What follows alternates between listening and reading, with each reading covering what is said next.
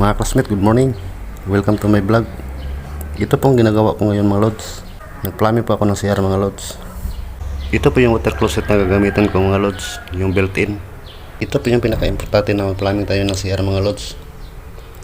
Huwag natin kalimutan ng lagyan ng breather para maganda po ang plus ng ating toilet.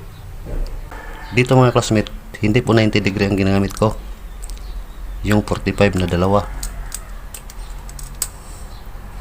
Dito po yung nakaharap ang bowl mga lods. Ang sukat ko sa PVC mga lods mula sa wall 14 inches center, kasi wax ang gagamitin ko dito mga lods. 14 inches po siya mga lods kasi mayroon po siyang tornilyo dito sa likod, dito sa bowl. Kapag 12 inches siya mga lods, hindi makapasok yung kamay dito sa ilalim, dito sa bowl. Dapat 14 inches po natin sukat. As in full tips na ito mga lods. Doon naman sa floor drain mga lods, ditso na sa kanal. Kahit gaano pa kamahal ang ating water closet mga lods, pag mahina siyang mag plus, wala pa rin siyang silbi. Kailangan kapag mag plumbing tayo mga lods, huwag natin kalimutang lagyan ng breather.